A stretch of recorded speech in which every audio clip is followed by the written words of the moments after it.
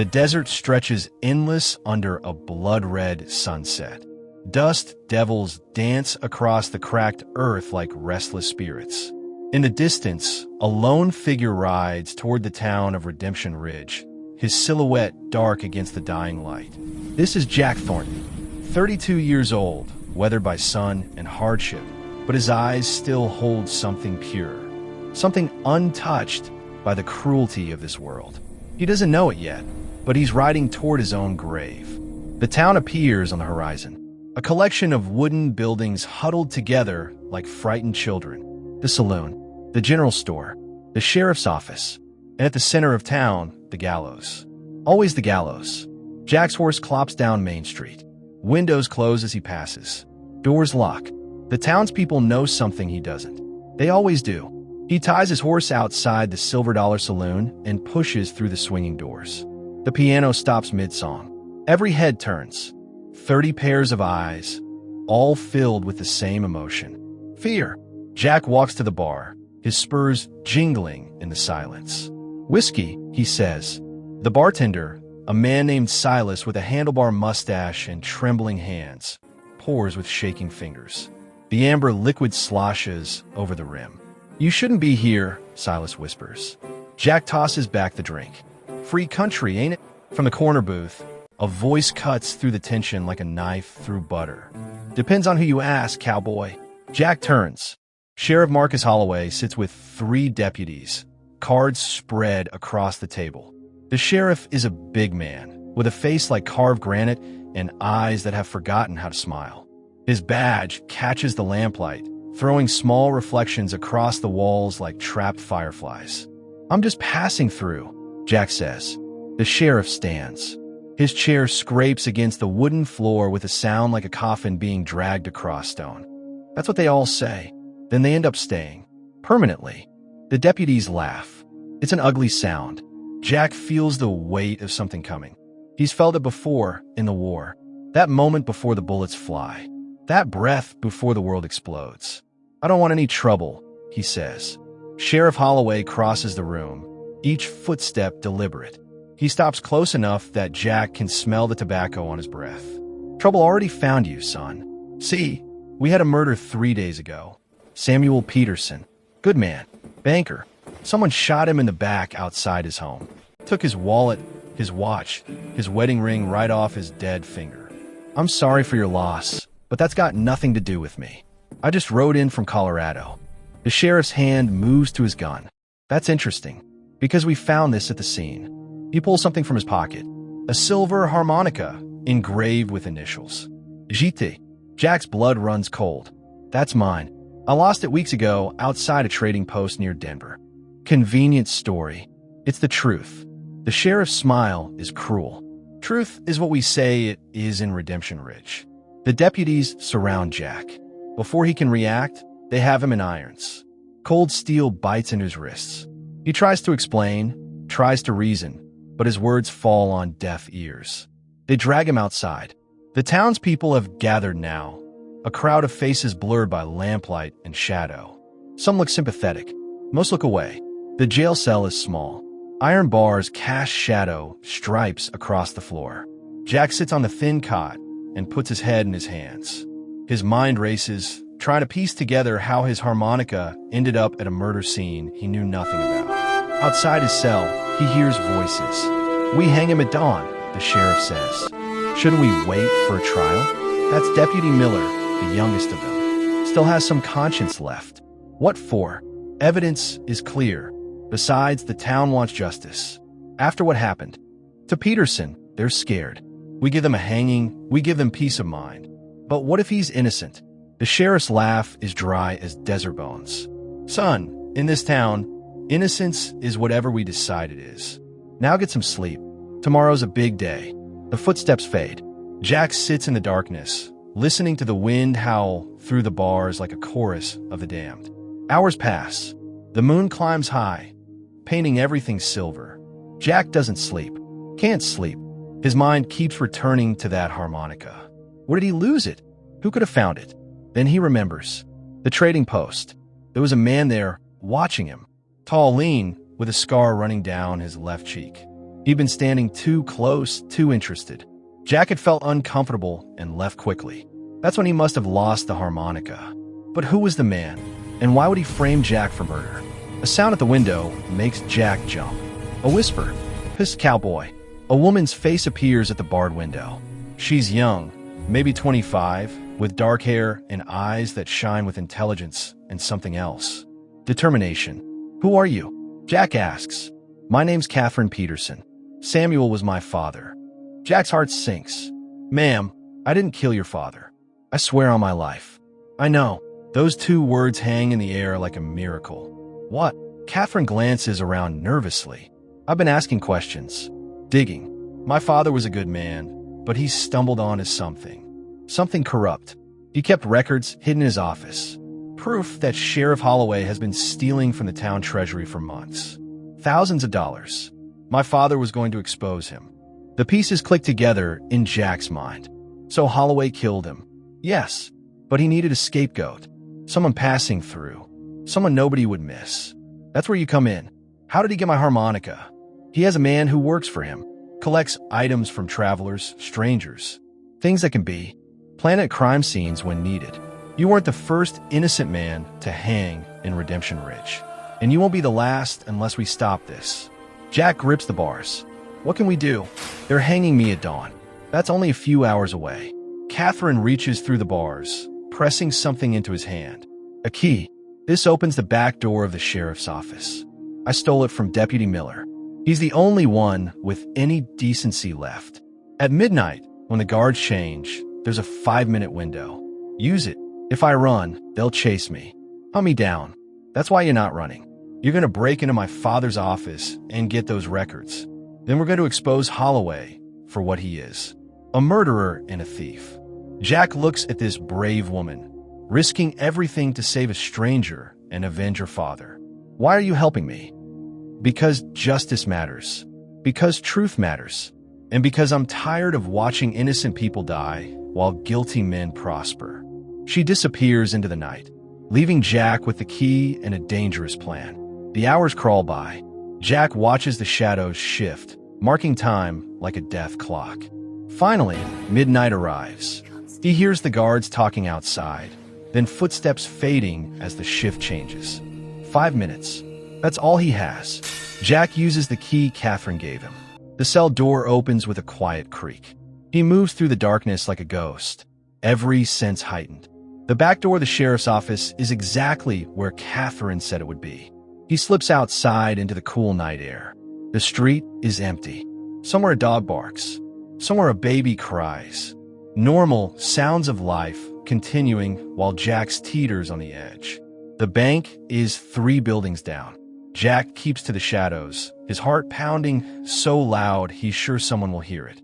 He reaches the side window of Peterson's office. Locked, but the window frame is old. He uses his knife to pry it open. Inside, moonlight streams through the windows, illuminating a desk covered in papers. Jack searches frantically. Minutes tick by. Where are the records? Then he sees it, a loose floorboard beneath the desk. He pries it up and finds a leather journal. Inside, pages and pages of meticulous notes. Dates, amounts, Holloway's signature on forged documents. Proof of every crime. And something else. A confession written in Peterson's hand just before he died. If you're reading this, I'm already dead. Sheriff Marcus Holloway has been systematically robbing this town for over a year. I confronted him this evening. He threatened me. If something happens to me, he is responsible. I have gathered evidence of his crimes in this journal. May justice prevail. Jack clutches the journal. This is it. This will save his life. A voice behind him makes his blood freeze. Drop it, Cowboy. Jack turns slowly. Sheriff Holloway stands in the doorway, gun drawn. Behind him, the 3 deputies fan out. You really are stupid, Holloway says. Breaking out of jail proves your guilt. This journal proves yours, Jack says, holding it up. Peterson wrote everything down. Every dollar you stole. Every crime you committed. He knew you were going to kill him. For the first time, doubt flickers across Holloway's face. Give me that journal, so you can destroy the evidence? I don't think so. Holloway cocks his gun. I'll shoot you right here and claim you attacked me during the escape. Give me the journal. A new voice cuts through the tension. I wouldn't do that if I were you, Marcus. Catherine Peterson steps into the office, followed by Deputy Miller. But they're not alone. Behind them, a crowd of townspeople fills the street. 20, 30, 50 people, all holding lanterns, all bearing witness. What is this? Holloway demands. Catherine's voice is steady and strong. This is justice. We know everything. Marcus, your crimes, your corruption, the innocent men you've hanged to cover your tracks. It ends tonight. Deputy Miller draws his gun, pointing it at Holloway instead of Jack. It's over, Sheriff. Put the gun down. Holloway's eyes dart from face to face, calculating. He's outnumbered, outmaneuvered, but cornered animals are the most dangerous. You don't understand, he says, his voice taking on a desperate edge. This town was dying. The money I took, I used it to bring in business, to keep Redemption Ridge alive. I did what I had to do. You murdered my father, Catherine says, her voice breaking. You murdered innocent men. You stole from families struggling to survive. You didn't save this town. You poisoned it. Holloway's hand trembles on his gun. For a moment, Jack thinks he'll shoot, thinks this will end in blood and fire. But then Holloway's shoulders sag. The gun lowers. The fight drains out of him like water from a broken bucket. Deputy Miller and several townsmen move forward, taking Holloway into custody.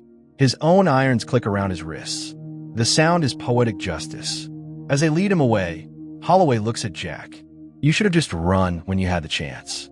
Running from lies never solved anything. Jack says, truth always catches up eventually. Dawn breaks over Redemption Ridge, painting the sky in shades of gold and pink. The gallows stand empty in the town square. They'll remain that way, Catherine promises. No more hangings based on fabricated evidence. No more innocent blood spilled for corrupt purposes. Jack prepares to leave. His horse is saddled, his saddlebags packed. Catherine walks with him to the edge of town. Stay, she says. The town needs good people now more than ever. We're going to rebuild. Do things right this time. Jack considers it, the idea of a fresh start, a place to belong. But he sees the way the townspeople look at him. Some with gratitude, yes, but others with suspicion, with fear. He'll always be the stranger who almost hanged, the man who reminds them of their shame. I appreciate the offer, ma'am. I truly do. But this isn't my home. Never was meant to be. Catherine nods, understanding in her eyes. Where will you go? West, I reckon. There's always west. Always another horizon. She reaches into her pocket and pulls out his harmonica, the one that nearly cost him his life. Deputy Miller found this. Thought you might want it back. Jack takes it, the silver cool against his palm. He plays a few notes. The sound drifts across the desert, lonely and beautiful. Thank you, he says, for believing me, for risking everything. Thank you for being innocent, she replies with a sad smile. In this world, that's rarer than you'd think. Jack mounts his horse. With the tip of his hat, he rides out of Redemption Ridge. Behind him, the sun rises fully, burning away the shadows.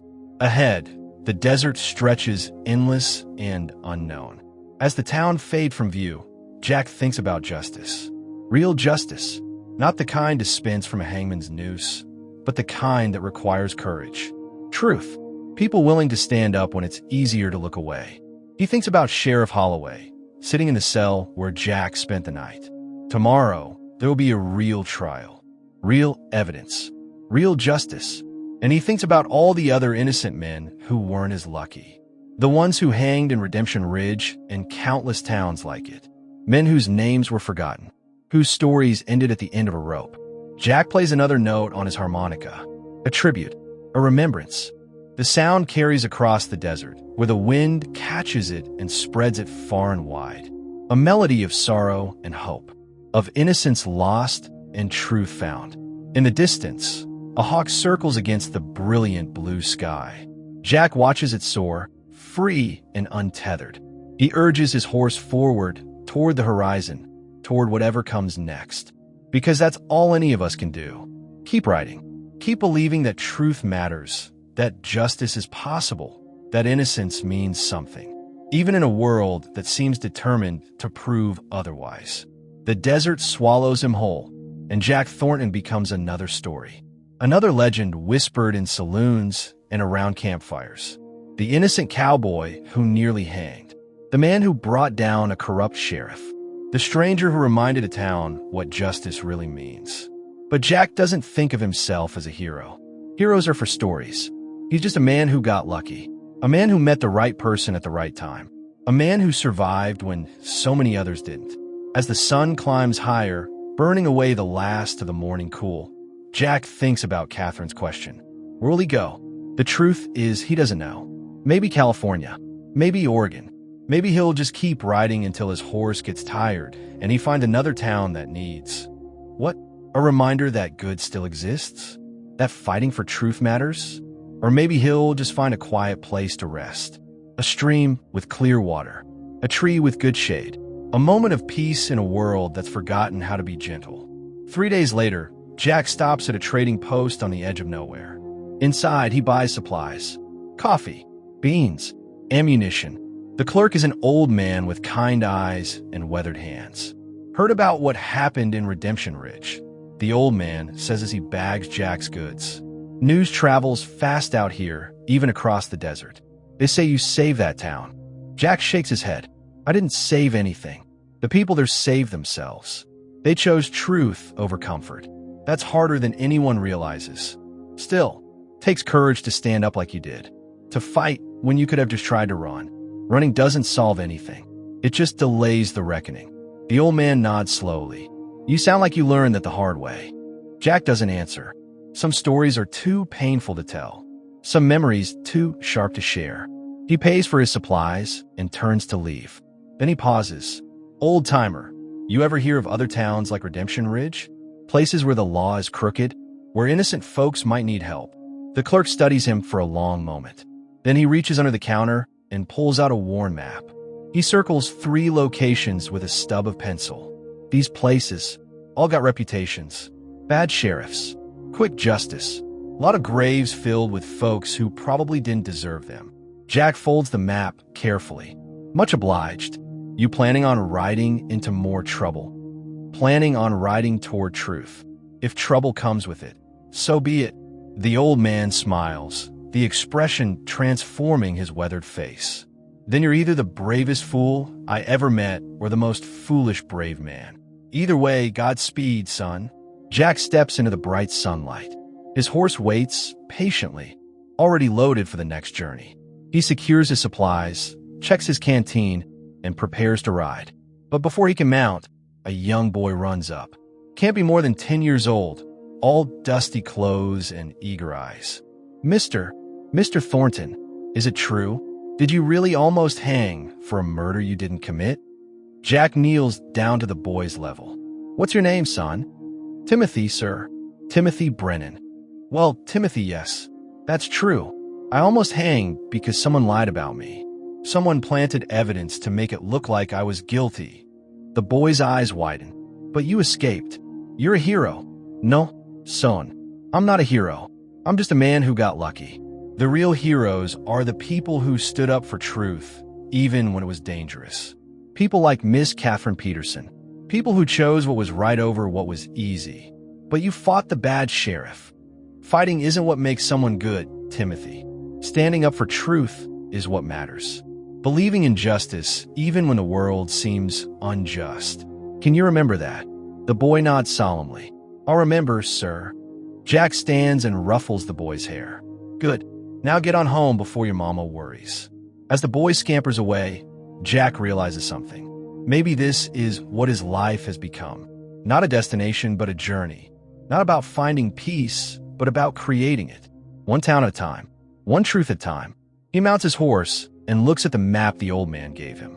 3 towns. 3 chances to make a difference. Or 3 chances to end up hanging for crimes he didn't commit. Jack smiles grimly. Life is a gamble. Always has been. The only question is whether you play or fold. He's never been much good at folding. The horse carries him west, toward the mountains that loom purple and majestic in the distance. Toward whatever comes next. Toward justice or death or something in between. Behind him, The trading post grows smaller. Ahead, the world grows larger. And somewhere, in a town he hasn't seen yet, another injustice is happening. Another innocent person is suffering. Another corrupt authority is abusing power. But they don't know yet that Jack Thornton is coming. The innocent cowboy who nearly hanged. The man who refuses to look away. The stranger who reminds towns what justice really means. The desert wind carries whispers. Stories of what happened in Redemption Ridge. Stories that grow with each telling. Stories that make corrupt sheriffs nervous and give hope. Jack doesn't think about being a legend. He thinks about the next town, the next person who needs help, the next truth that needs telling. Because in the end, that's all any of us can do. Stand up when others sit down. Speak truth when others spread lies. Fight for justice when justice seems impossible. The sun beats down. The horse's hooves kick up dust. The harmonica in Jack's pocket presses against his chest, a reminder of how close he came to death, but also a reminder that truth prevails. Sometimes, if you fight for it, if you believe in it, if you refuse to let it die. As night falls, Jack makes camp under a sky so full of stars it looks like someone scattered diamonds across black velvet. He builds a small fire, boils coffee, and sits watching the flames dance. Tomorrow, he'll reach the first town on the map. Tomorrow, he'll find out if his luck holds. Tomorrow, he'll discover whether justice can triumph again or whether he's riding toward his own end. But tonight, he's alive. He's free. He's a man with a purpose. And sometimes, that's enough. Jack pulls out his harmonica and plays. The notes drift across the desert, lonely and beautiful and defiant. A song of innocence. A song of survival.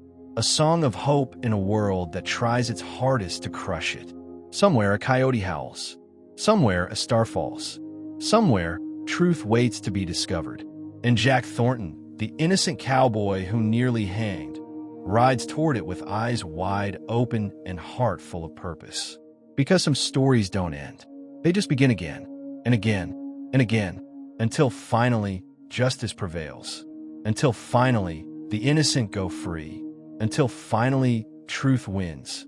Even if it takes a lifetime. Even if it costs everything. Even if the only witness is the desert wind and the distant stars. The fire burns low. Jack wraps himself in his bedroll and stares at the infinite sky. Tomorrow is another day, another chance, another town waiting for truth. And Jack Thorne will be there,